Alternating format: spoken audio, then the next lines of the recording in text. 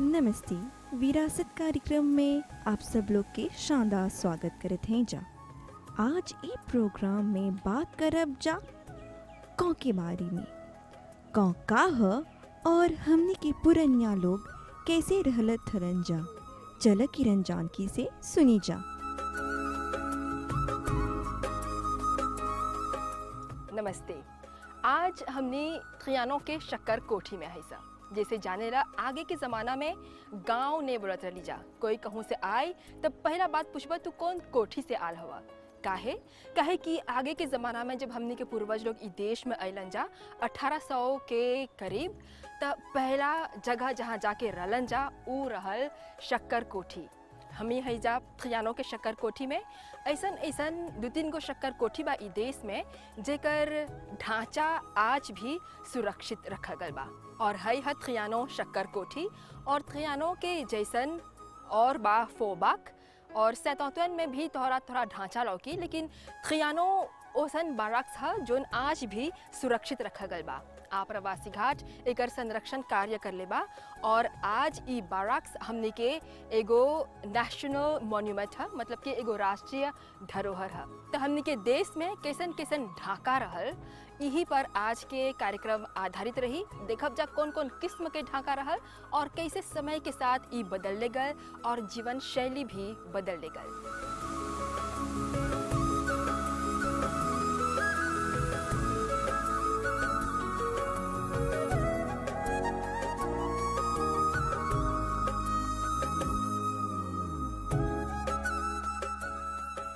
शक्कर कोठी पर जब बतियाब जाता ई जानना सबसे पहला ज़रूरी है कि ई सब जोन शक्कर कोठी रहल हमने के पूर्वज लोग के 1800 में अला से पहले ई यहाँ पर कायम रहल। काहे कि दास प्रथा भी जोन रहल यहाँ पर जोन दास लोग रहलन जा उ लोग भी शक्कर कोठी में ही रहत रहलन जा।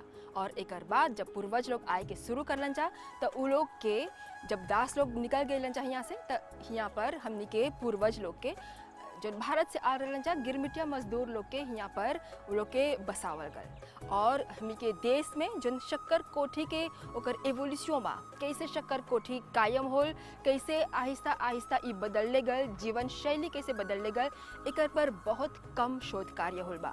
हमनी के देश में हवन एंथ्रोपोलॉजिस्ट डॉक्टर पवीरा मोता, फिर हवन राजवीरा सोमी और डॉक्टर सादा रेड्डी, ई सब जोन मानव वैज्ञानिक हवन जा थोड़ा बहुत एकर पर शोध कर ले हवन। ख़ास तौर पर जब ढांचा की बात करब जा तो राजवीरा सोमी और सादा रेड्डी जे लोग हवन जा वो लोग शोध कर ले हवन जा और जीवन कैसे बितावत रहलन जा शक्कर कोठी में आगे के ज़माना में हमनी के पूर्वज लोग और ओकर बाद उ लोग के वंशज लोग कैसे ढाका से निकल के गांव में अपन पूरा संस्कृति अपन पूरा परंपरा लेके जाके बसलन जा। एकर पर ज़्यादातर शोध कर ले हवन डॉक्टर पवीरा मोता।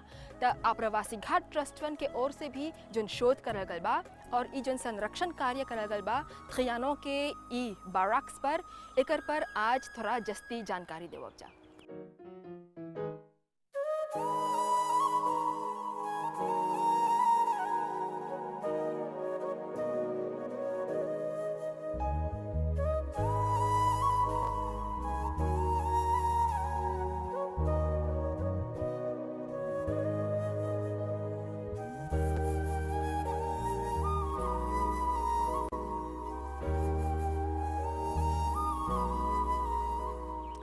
जैसे देखा था हुआ ई जोन ढाका तोहरा नज़र आवता, ई जोन ढांचा तोहरा नज़र आवता स्ट्रक्चर, ई एगो संरक्षित जगह है।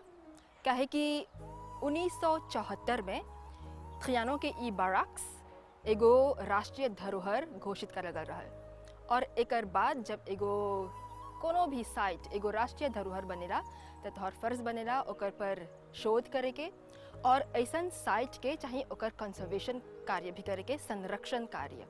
और आप्रवासी घाट 2009 से ई जगह पर कंजर्वेशन कार्य शुरू करलक और ई काफ़ी समय तक चलल। काहे कि कंजर्वेशन कार्य जोन है वो बहुत धीमा चलेला। कंजर्वेशन के मतलब ई जोन बाराक्स रहल एकर शुरुआत हो रहल 1803 में और 2003 तक यहाँ पर खेती हुई आल, मतलब कि 200 साल तक अब ई 200 साल में ये ढांचा के जो मौलिकता रहल, एकर जो ओरिजिनलिटी रहल, वो बदल ले गल। कैसे देखत हवा तोहर सामने एगो पेहो बा, ई पेहो में लाल रंग बा, त ई पेहो में एगो बेतवा चढ़ावल गल बा और ई बाद में रखल गल, शुरू से नहीं रहल, लेकिन एगो ऐसन जगह के ओकर इतिहास के कितने परत रहेला। त ई जोन देखत हवा, ई जोन पेहो बा, ई इतिहास के एगो दूसर परत के ओकर निशानी है, त एकरो भी रखल गल बा। लेकिन ई जोन पत्थर से बनल इमारत देखत हवा, एकर मौलिकता रहल पत्थर और लाशो, लेकिन समय के साथ एकर पर बेतों डाल देवल गल। लेकिन जब ई राष्ट्रीय धरोहर बनल और उधर जब आप्रवासी घाट के लिस्टिंग हो गल वर्ल्ड हेरिटेज साइट के हैसियत से, त आप्रवासी घाट के ओकर फर्ज बनत रहल कि ऐसन एगो जोन ढांचा बरकरार बा ज्यों के त्यों एकर संरक्षण कार्य हो, जोन बेतों रहल ओके हटा के एकर में लाशो डालल गल। ई है संरक्षण कार्य। और लाशो जेके लाइम पॉइंटिंग मनीला जा, ई लाशो के तैयारवे करे के बहुत ही एगो ऑर्गेनिक रूप से एकर तैयारी होवेला, समय लगेला। त अब जब तैयार हो गल लाशो, एक त लाशो तोहरा चाहे मंगावे के विदेश से, अब जब यहाँ चला तो ओके चाहे प्रोसेस करे के और फिर एकर पॉइंटिंग करे के, और एकर खातिर आप्रवासी घाट में कंजर्वेशन वर्कर्स के प्रशिक्षित करा गल बा। विदेश से जोन एक्सपर्ट हवन जा, वो लोग आके प्रशिक्षित करलन जा, और तब ई संरक्षण कार्य आहिस्ता आहिस्ता होल और पूरा इमारत में, और ई इमारत में आगे पेड़ पौधा लता सब कुछ फैल गल रहल, इधर ढक गल रहल नित। लेकिन आहिस्ता आहिस्ता सब बहुत ही सिस्टेमेटिक वैज्ञानिक तरीका से सब हटावल गल, और आज ई इमारत के आप वैसे ही सकत वजह देखे जोन 1800 में रहल। त ऐसन है कंजर्वेशन कार्य, संरक्षण कार्य, जोन बहुत ही आहिस्ता आहिस्ता चलेला, धीमा धीमा, और एक चाहला बरकरार रखे के, समय के साथ एक चाहला करते जाए के। त ई कार्य इथ्रियानो बाराक्स में होवता आप्रवासी घाट ट्रस्ट फंड के देखरेख में।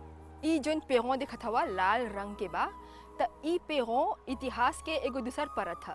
ऐसा एगो जगह के अलग अलग परत रहेला ओकर इतिहास के, त ई एगो दूसर जमाना के है। ई खातिर आज के ज़माना खातिर ई नया नहीं है। त हमनी के फ़र्ज़ बनेला कि इतिहास के जोन अलग अलग परत बा ओके भी जीवित रखे के, ई खातिर ई पेहों के भी नहीं हटावल गल बा।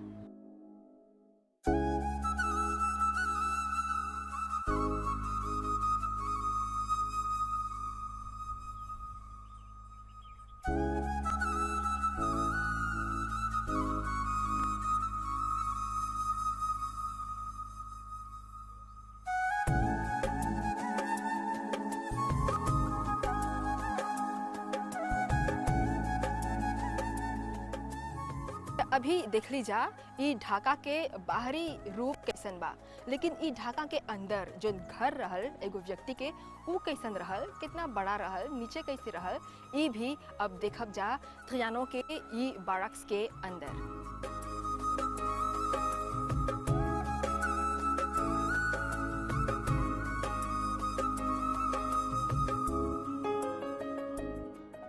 जैसे देखत हवा ई जोन एगो छोटा कमरा बा, ई कमरा नहीं रहल बल्कि एगो पूरा घर रहल।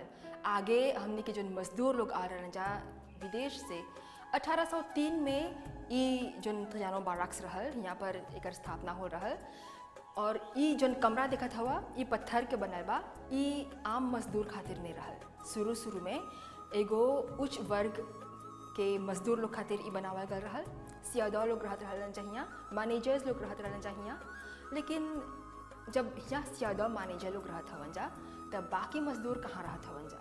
एकर मतलब है कि एगो शक्कर कोठी में 2-3 गो किस्म के बाराक्स रहल। खाली बाराक्स ही नहीं बल्कि झोपड़पट्टी भी रहल। जोन मजदूर लोग आवत रहलन जा यहाँ पर रहे, आम मजदूर, वो लोग झोपड़पट्टी में रहत रहलन जा। ऐसन एगो जगह में जोन हमें के लिए एगो कमरा है, वो ज़माना में एगो पूरा परिवार बसत रहल, जोन में कितने लड़का लोग भी रहत रहल। लेकिन जब एगो परिवार में 4-5 गो लड़का हो गल, तब उ लोग के एगो दूसर कमरा भी दे देवल जात रहल, एगो दूसर घर भी। और उ लोग के जोन रसोई रहल वो एकर अंदर ही रहल। समय के साथ उ लोग बाहर एगो छोटा मोटा अपन रसोई बनैलन जा, लेकिन वो भी पानी तूफान में ज़्यादा सुविधाजनक नहीं रहल और फिर से बाद में वो लोग के परे फिर से अपन घर ही में पकाई के। और ऐसन एगो जो ढाका रहल जैसे तोहरा बोली, यहाँ अलग अलग किस्म के वो लोग के रहे के जगह रहल। बाराक्स जेके बोलीला जा लॉन्गा, शुरू में रहल झोंपर पट्टी के साथ आल तोल के बाराक्स। और कहे कि तूफान के जब सामना होवे 1960 में ई त्रियानो के जोन बाराक्स रहल उ ढह कर रहल कागोल सिक्लोन जब आ रहा था। और फिर ओकर बाद ई पत्थर के ढांचा रह गल और बाकी ढांचा उ अलग थलग हो गल। और फिर जब गाँव मौसम शुरू होल 1875 से ओकर बाद जब सब छोटा छोटा जो मजदूर रहलन जा पैसा जमा करके अब उ लोग अपन ज़मीन खरीदे लगलन जा, तब गाँव के जोन ओकर व्यवस्था रहल उ बदल गल। अब गांव के बसेरा शुरू होल और गांव में बहुत कमती आदमी रहे लगल।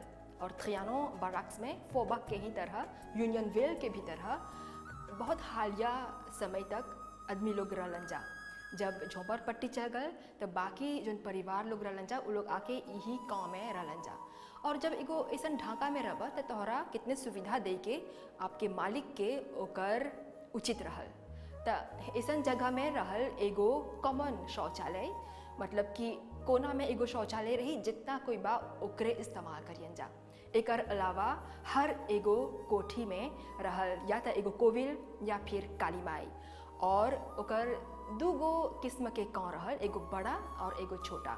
जोन बड़ा कौ रहल ओकर में एगो मुल्ला भी चले, मतलब कि शुगर मिल। और जोन छोटा कौ रहल ज़रूरी नहीं रहल कि ओकर में एगो शुगर मिल जुड़ल रही, लेकिन सब गाँव में एगो काली माई या फिर एगो कोविल और पास में या तो नदी या फिर कुआं रहे जहाँ से वो लोग पानी का इस्तेमाल करत रहलन जा। और जोन बड़ा गाँव रहल ओकर संगे एगो छोटा अस्पताल या एगो डिस्पेंसरी भी जुड़ल रहत रहल।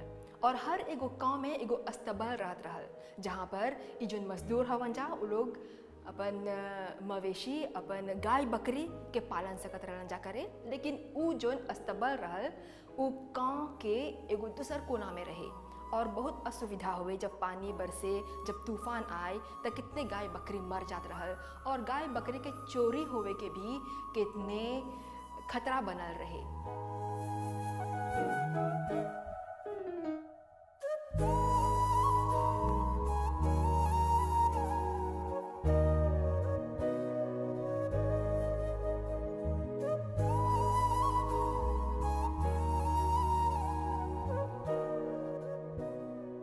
ऐसन गाँव में रह के हमने के पूर्वज लोग आहिस्ता आहिस्ता गाँव में गइलन जा। ऐसन ही ढाका में रह के वो लोग अपन संस्कृति, अपन परंपरा, अपन भाषा, अपन रिवाज के जीवित रखलन जा। और एक साथ रह के विविधता में एकता, ई जोन शोध चलल बा ओकर से पता चलेला कि गाँव से शुरू होल मिल बांट के रह के, एकता में जिए के। और जब कोनो मुसीबत के समय रही तो आपस में एक दूसरे के मदद करे के, ई भावना ढाका से शुरू हो के फिर जब गांव में जाके बसलन जा तो ई हुआ पर जारी रहल। और आज भी यही सब जोन मूल्य बा, जोन परंपरा बा, जोन संस्कृति बा, हमने के भोजपुरी जोन भाषा बा वो आज भी फलत फूलत बा। तो 1800 से लेके 1930 तक गिरमिटिया मजदूरी के तहत हमने के जोन पूर्वज लोग मजदूर के रूप में अलन जा, वो लोग के वंशज लोग जिस तरह से अपन जीवन बितैलन जा ओकर शुरुआत ई जगह से हो रहल। और 1930 के होते होते यहाँ के जोन मजदूर लोग रहलन जा वो लोग अब ज़मींदार बन गए जा। 40% ई देश के जोन उपजाऊ ज़मीन रहल ओकर मालिक बनलन जा। और ई उपजाऊ ज़मीन वो लोग खुद बनेलन जा, काहे कि जब वो लोग ज़मीन खरीदत रहलन जा तो जोन ताबिस्मा रहल वो लोग के उपजाऊ ज़मीन नहीं देवत रहलन जा। जोन मेल होला ज़मीन रही जहाँ बड़ा बड़ा पत्थर रही, ऐसन ज़मीन वो लोग से बेचल जात रहल। लेकिन ई लोग में इतना शक्ति रहल, इतना सहनशीलता रहल कि उ बंजर ज़मीन, उ पथरीला ज़मीन के ई लोग उपजाऊ बनेलन जा और एके एकदम हरियाली में बदल देलन जा। तो ऐसन रहल हमने के पूर्वज लोग के ढाका से शुरू होल इतिहास, जोन आज गांव और शहर में जाके बसलन जा।